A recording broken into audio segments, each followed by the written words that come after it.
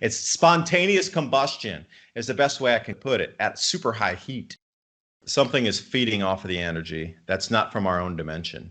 Adapt 2030 Mini Ice Age Conversations covers changes in our climate due to a new and intensifying grand solar minimum. In the media, overlooking, downplaying, or burying cold weather changes occurring on our planet. This is in order to keep the global warming agenda steaming full speed ahead. I do this podcast and radio program because we need to begin conversations on how to adapt our food growing strategies long before 2030 as agricultural zones shift, affecting global crop output. But very few mainstream media outlets are talking about the most important issue of our time: cold weather crop losses. Our sun is going through a 400-year cycle, which has effects on our weather patterns as our magnetosphere weakens and the jet streams go out of flow. It's not CO2, it's not you, it's the sun. Are you ready to thrive in the grand solar minimum? Then join me for Mini Ice Age Conversations. I'm your host, David DuByne.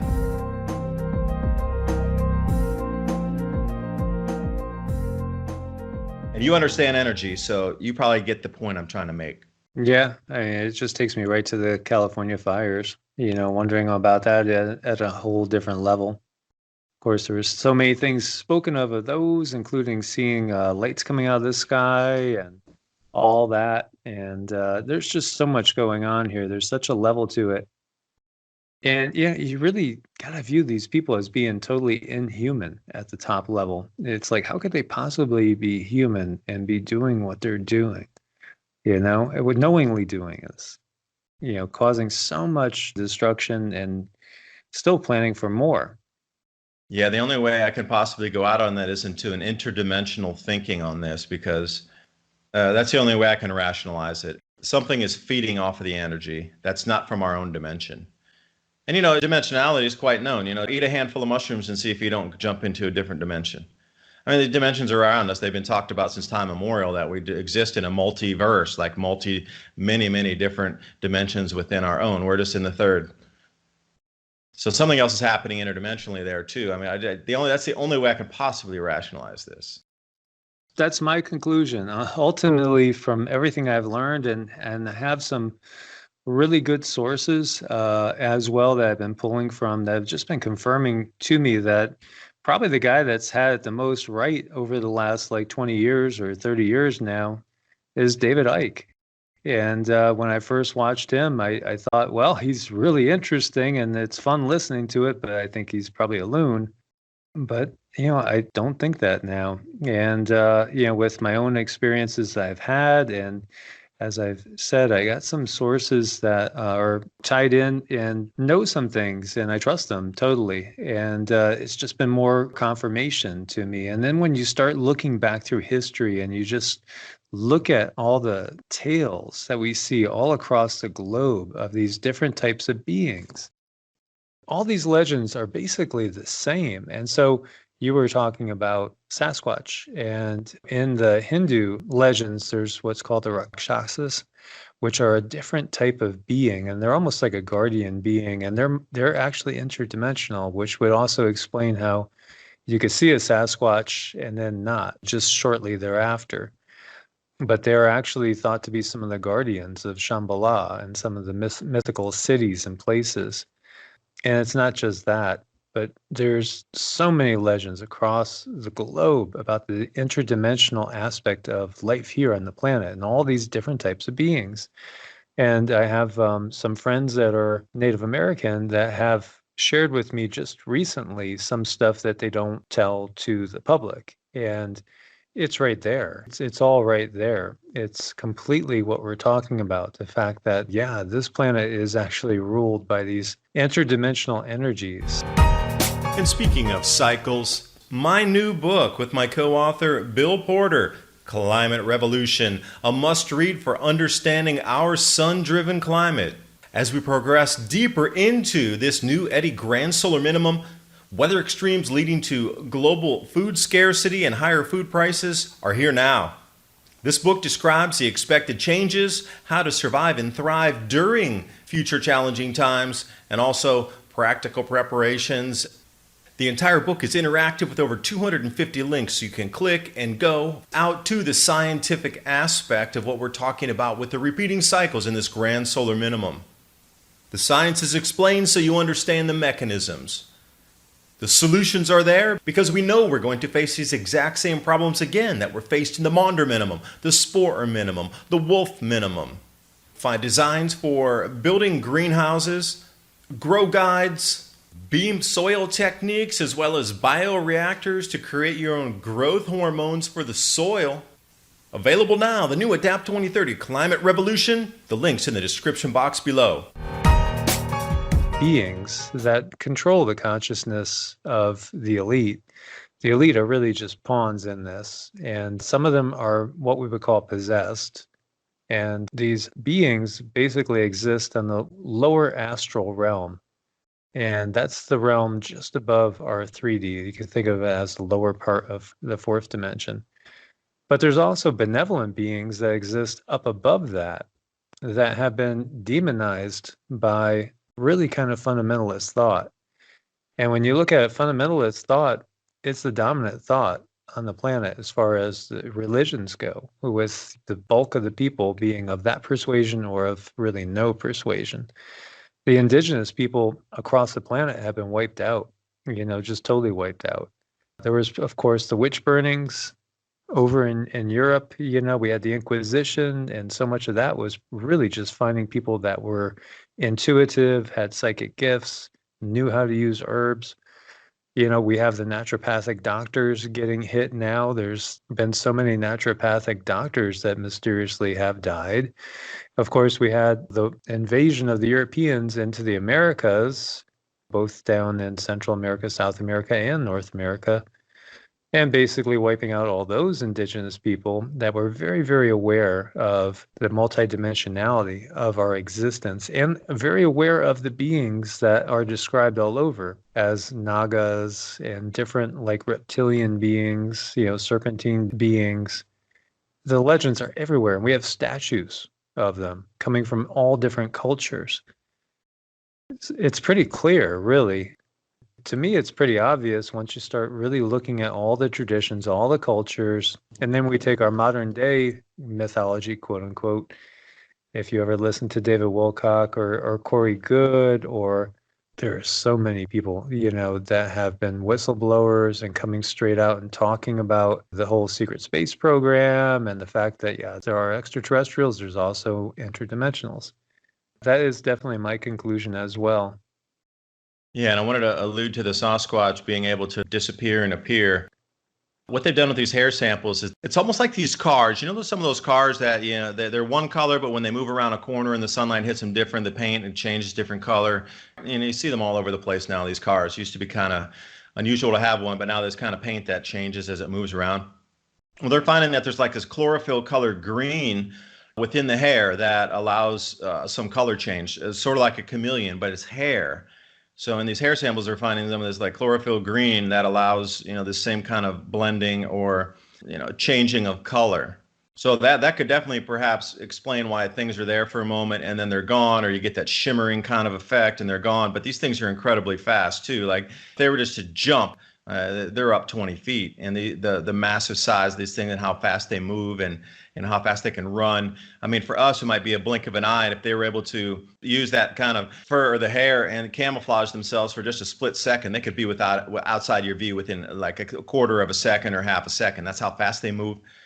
So when people say, hey, I was walking through the forest and we thought we were going to, get attacked by this thing, and it was just trailing us the whole time, and we ran as fast as we could and we outran the thing. I'm like, yeah, you did. Sure, you did. That thing let you live, because those things are so fast, so massive. And, the capabilities of these creatures is beyond description. But they have that thing, a physical aspect of it as well going on with the hair there that's allowed to change color. I always thought too that, we have teeth and jaw bones and stuff of Gigantopithecus, and that's something that's documented and it's well known. And then why are we scratching our head thinking it doesn't still exist? Are you familiar with Gigantopithecus? Yeah, I am. And, as we go through the fossil record like this, when we come down to Neanderthals, I really believe these Sasquatches, Neanderthals that lived through it, and scientific bodies out there might actually be hiding the fact that Neanderthals still exist, although they might be an underground species that comes out at night. When they see these things, they always say the eyes glow red. Well, you see the same thing in nocturnal species. You ever take a look at a possum with a light, those eyes turn red. You take a look at a raccoon at night, well, those eyes turn red. It would be no different than if you're taking a look at a species that is out at night, that you would see the red eyes. So there's all these things going on that definitely is a nocturnal species. And then why would our scientific bodies lie to us that there's another bipedal hominid species around still to this day? I'm sure the numbers have been knocked down greatly, because you got to realize, the conflict between human and Neanderthal, I mean, that goes back time immemorial.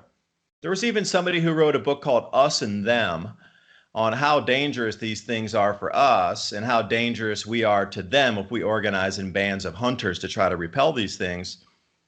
Think about, through history, how many of them have been wiped out, or how many have we killed back into just numbers? Maybe that's why they're, flee every time they see us, and they're running in the forest, living way out there. What's the true global species count of Neanderthal or Sasquatch still living out there in the forests? Probably substantially less than there were 2,000 years ago. Exactly. And, here in where I am, there's something called Boojum, and Boojum is kind of like half Sasquatch, half giant mountain man. And so again, that would be something that you could see being some sort of Neanderthal leftover or something interesting, some sort of hybrid. And then there's also the legends of the giant Judaculla, which is in this area as well. And when I went up to the Devil's Courthouse, which is where this giant supposedly ruled this whole area, and basically, according to legend, he would be the judge between disputes between the Native Americans that were here, other giants, and as well as the animals and also interdimensionals that were living here. And there's so many legends of little people here. And I've had so many people that have become friends here tell me that they've had encounters with little people. They've had encounters with Sasquatch, on a regular basis. There's so many people here that have these encounters right now in this time frame. They don't say anything about it because, they don't want to be looked at as being crazy. But if you're open to hear about it, they'll most definitely tell you. And so, this is all part of the programming with the kids. Look at our kids growing up. They have invisible friends and they're told, oh, no, you don't. That's your imagination. They're not really real, because they want to close that whole side down, because that's who's really in control on this planet are beings that are interdimensional themselves.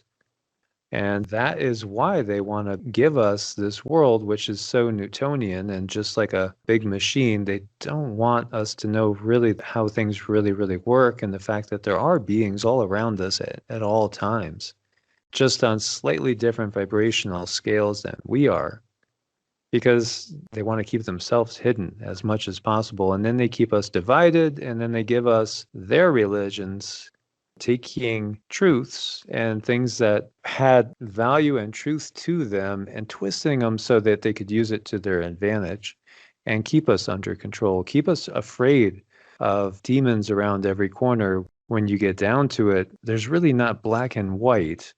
There's a million different shades of gray. And even when we're talking about different species, not every human is good, not every human is bad. Every human is a sliding scale between the two extremes. Probably the same with other entities as well. So, there's even the chance that there is some less malevolent, whether we want to call them Draco reptilians or whatever we want to call these beings, than others. So perhaps the ones that are running this show are just particularly nasty and malevolent. Yeah, because even when we go back into the Sumerian legends, the two kings battling it out here to save the species that they created or to annihilate the species. Enki, and they got into it in an actual spiritual war that is still to this day written down in the cuneiform text about who created us, what was the outcome. One was a destroyer, one was a savior, and we still have the same exact thought moving through all the religions: the destroyer, the savior. And it comes back, we have to go back into the Sumerian times to even think about, from Enlil and Enki. You're telling me that's something from 8,000 years prior and continuously moving forward. Yeah. Well, actually, I wouldn't say it. That's when the cuneiform texts were talking about it, but actual creation, myth, and legend going back 400 or 500,000 years. Yeah, there's a lot out there that's super deep. And then, also, I wanted to ask you a vibrational frequency question. Talking about the Indian Vedas, we were in the Kali Yuga, Iron Age, and we can't go any lower vibrationally than as a human species than this Iron Age. It doesn't get any lower. And we're exiting out of that now. And this comes right in with the vibrational frequency changes in the sun, exiting out of the Kali Yuga, ascending into the Dwapara Yuga. So these old, heavy, dense iron types of vibration, top-down power structures, I don't know, can they exist into the future?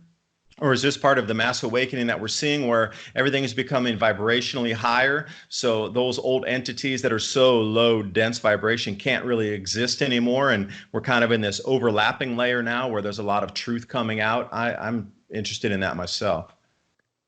Yeah, that's it exactly. They know their time is short and they are going to lose their resources, their food supply, so much like the Matrix. I think we had talked about that as well, because we are batteries. we generate emotions that are powerful, energetic source. That's part of this whole thing is we could see what their battle plan is. It's a scorched earth policy.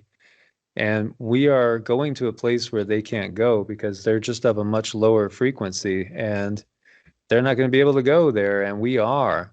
And so they're going to lose their resource, and they might as well destroy it. That's kind of their mindset. Might as well try to destroy it, clutch onto it. I actually, feel that they cultivate the lower vibrational frequencies so clearly, so obviously through our society. It's been a mechanism to keep us in this constant loop. TrueLeafMarket.com. I really want to talk about growing your own food, which will be a necessity moving forward. There's so many ways that we can go about growing different types of vegetables that we're going to need. Microgreens are incredibly nutritious. They're super fast to grow. In less than a week, you can have something that you can eat. Also, sprouts. We can get those a little bit taller, a little more dense, a little bit larger volume on the vegetation mass coming off of there. So how do you know what kind of sprouts to grow? How about wheatgrass or herbs? What about different types of herbs that we can add to our foods? Now, what I just described to you, there's a full range of starter guides there at TrueLeafMarket.com for you to take a look at. Even if it's just for your own knowledge and you don't purchase something from them, at least get the information so you know how to grow microgreens, you know how to grow sprouts, you understand what some of the herbs are for. TrueLeafMarket.com. Use the link below and give yourself the gift of organic and heirloom seeds. This vibrational loop, and it's interesting when you see Buddha and realizing this whole grid, it's just a matrix grid that we're in right now. And we're waking up from it because we're heading into a state of being that's going to be high enough to see and recognize the illusion and then recognize our true power because we have a much higher aspect of ourselves, whether you want to call it, your higher self or your Christ consciousness, which lies within us. Personally, I'm of the opinion that it's just so obvious to me, teaching love, teaching compassion, teaching how to put yourself into a higher vibration so you're no longer controlled by these lower vibrational entities. That makes sense. So this is how I feel that they've basically gone in after we get a great teacher, after we have what the Indians would call rishis, or in today's terms, ascended masters, beings that are much, much higher vibration that come and they take flesh in order to teach us. And when you look at these great teachers come in at certain time frames, they tend to come in bunches a lot of times. Like we had Lao Tzu, we had Confucius, Mithras, and they all come in the same 100 years. They're even within 50 years of each other. And Buddha came in at that time too, all around 500 BC. And then we have Christ, and there's many, many others as well. And there still has been some amazing teachers that come in well after that most of our world doesn't recognize, like Guru Nanak of the Sikh tradition as well. And that's part of the problem when people only look at their own tradition, their own religion, They don't do comparative religious studies and try to see where do we have commonality and see what things don't seem to be congruous. And just also not even reading the books themselves, but just listening to their preachers or their favorite pastors, priests, what have you. And just think about that. The Roman Catholic Church, the Bible wasn't available to anybody for 1,200 years, 1,300 years. It wasn't available to the common people, wasn't even translated out of Latin. And then how many people have really read it cover to cover and done some cross-referencing and then exposed themselves to the Nag Hammadi and some Gnostic texts, which were totally persecuted because they allude to the multidimensionality again, the interdimensional beings that are controlling this world. And in the Gnostic system, they're archons, and they're these dark energies, dark entities that cause nothing but misery and havoc and suffering. So, of course, the Gnostics were completely persecuted, along with all the other ones that we talked about as well. Because that one from the Gospel of Thomas, one of the scrolls that was left, what's the Nag Hammadi scrolls that was left, and it says, split a log and I am there, lift a stone, I am there. So again, it's not about, you don't have to go into a house of worship to find. It's everywhere. It's in the energy field around us. You talked about that earlier, somebody in South America and North America, everybody's connected because they've gotten us to not even look at air as energy any longer, but all the atoms and molecules of oxygen, nitrogen, carbon dioxide, et cetera, that's an energy field between us. We don't think that we're actually touching the next person over 2 feet or 3 feet from us, but we are. We're in the same energy field as them because all the atoms and molecules are energy field as well. So whether it's less dense, going into water, obviously you can feel it's a denser medium. Most definitely. So yeah, we have to be mindful of our own energies and recognize our own power because we have so much inherent power in us. There are so many yogis that have done amazing miracles, all the miracles that we've seen attributed to say Christ, for instance, and there's many others as well throughout different religious traditions. These yogis have done as well, been seen levitating, actually creating a second body and manifesting it in different areas. Healing the sick, it's just something that is done in all these traditions. And in the Buddhist tradition, there's a rainbow body, which is pretty fascinating. Through the meditation and mantras, there's been a lot of cases where the monk will be there and then he won't. Maybe his fingernails are left, his clothes are sitting there, his hair might be left. It's pretty amazing, but the changes that can be achieved just through consciousness is incredible. And so it's so hidden in our traditions. And we're just taught that all you got to do is just believe this one thing, and that's it. Just believe this one thing. You don't got to do any work. Don't go, meditating, going within. Don't go studying all the different religious, traditions and philosophies and exploring the sacred places. And we see that there are people that have done miracles from every faith out there and have been amazing teachers. So there's like a core truth that we need to get to. It's not the dogma. It's not saying any one particular word or doing any one particular act. It's our own vibration that determines that. So it's where our heart truly is, where our mind is, where our priorities lie, and how much are we going to actually dedicate ourselves to like higher purpose. Yeah, and that comes in. The whole reason we're talking about this is the Grand Solar Minimum, these spiritual changes that are going to occur, with the frequency change, the mental mind frame that it's going to be. And then I'm really into it as well, because throughout the mystic traditions of old, people have existed with less food on thought and vibration. They even talk about like getting your sustenance from the sun. So you got to think about that in reality. If we're going to have less food, there's other ways to survive energetically. And going back into the old traditions to see, is there truth to this? Were they able to actually live off of air and sunlight and water? Because you hear about all these traditions talking about the exact same thing, changing physical vibrational frequency around you to have a third dimensional actual physical change of stuff. You talk about the legends of Christ. If they can just create fish and bread and wine out of nothing, can we do the same thing when we get into these dire straits with food production declines? Can you exist vibrationally on less for sustenance by using your mind to overcome or create a different condition for you to still thrive and have nutrition and cognitive awareness, even though you have less food, by taking a look at some of these older traditions that say, hey, it's very possible. And that, that's another whole thing into my delving and understanding and research into this is beyond the physical food of eating and putting something in your mouth and chewing it into your stomach, are there other ways to stay alive? That's kind of the way I'm looking at it in a nutshell there. Yeah, I definitely believe there are, without a doubt.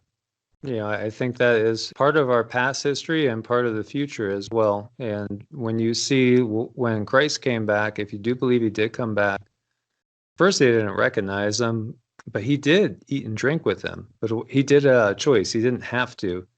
So that's part of it. But there's so many legends, and there's been yogis that have been monitored for, I think it was either 30 or 40 days, multiple times, no food, no water. Now, no water, you should be dead. You might be able to make it 30, 40 days without food. But water, no. You're not supposed to last more than like 4 or 5 days without water. And I do have a friend that many think is crazy that he does basically a dry fast for a week at a time on a regular basis. And he doesn't take in any water or food for a week. And he's fine. And, he stays 6'2", 220. It's pretty amazing. It's not even calories in, calories out. It's energy in, thought out, maybe, something like that. Because imagine if you were to come off the grid. You talk about keeping us on the grid. Imagine if these ideas were to be pervasive through a society. How many people would stop eating or consuming as much weekly, monthly, and how much would that affect the economy? Oh, totally. And also keep us in lower vibrations, because we do start rising higher when we fast. There's a reason why there's always these prolonged fasts in all traditions before the person achieves enlightenment. And so that's just a part of the tradition. But right now, what's interesting too is that I was just talking to a friend that is very connected in these type of circles. And a lot of people are going through the energetic changes where even people that were vegan or even raw foodists are now actually finding that they have to have a piece of fish or something heavier that they usually wouldn't eat, just to kind of ground them and try to get them to feel more balanced in these energies. But on the overall, it seems like more and more people are heading towards veganism and eating lighter and lighter. At least the people I've been talking to in my circles. It seems like more and more people are experimenting with different diets and just listening intuitively to what they need, because our bodies are restructuring right now and we're getting hit with so much energy, radiation, that we got to listen to that intuitive voice and pay heed to it. Yeah, that's true. And I don't know if you know Mathstar. Are you familiar with Mathstar out there on the internet? He's starting his own radiation monitoring network because the European Space Agency Swarm, which used to give us the Earth's magnetic field data, quit publishing results in 2016. So he took it upon himself to give monitors out to people across the world, and then they collate the data. Are you familiar with Mathstar? Yes, yeah, I am. You know what the readings were? 7 days. How much do you think the magnetic field intensity of our planet dropped in 7 days? Wild guess. I'm sure I don't want to hear it. 5%. 5% in 7 days. Yeah, and this was just a couple weeks ago. So that whole massive energetic change phase that rolled through the last couple weeks, that could very well have something to do with that. These changes for sure are going to be coupled with magnetic field changes on the planet, as well as intensity changes in the sun. So I think it's going to be a coupling of both. Which one is the driver of the other? Does the sun affect the magnetic field, or is it just the magnetic field on its own thing, allowing more effects from the sun? Or is it just a galactic arm sweep thing? Or where's the point of origination for all these changes coming from? Because it's far more than just more expensively priced food. That's going to be the catalyst for everything else. And when you're looking at solutions and connectivity and community and spirituality, you have to look at all angles of this thing. It's like a diamond when we're moving into it. We got all these facets. And for you to discount one of them, even when we were talking about the spiritual traditions, I encourage you to jump back in to see what they were able to accomplish using their minds and how they were able to sustain their bodies during these times. Most definitely. When you look at all these traditions, ultimately what comes about is a beautiful new age, as we were just alluding to, because we're leaving the lowest age, the darkest age that we've been in. And it's going to be a much better existence overall, but we just most definitely have to prepare in every way that we possibly could and come together. Yeah, so true. Well spoken. If you want to take a look at Michael's work, you can jump over to Evolutionary Energy Arts on YouTube, or you can check out the website evolutionaryenergyarts.com. I've been talking with Michael Lazaro. Thank you so much for having me, David. It was a pleasure, and we could probably talk for 24 hours straight. Bye-bye for now. This video is brought to you by our friends at TrueLeafMarket.com. Heirloom and organic seeds for any grow zone on our planet.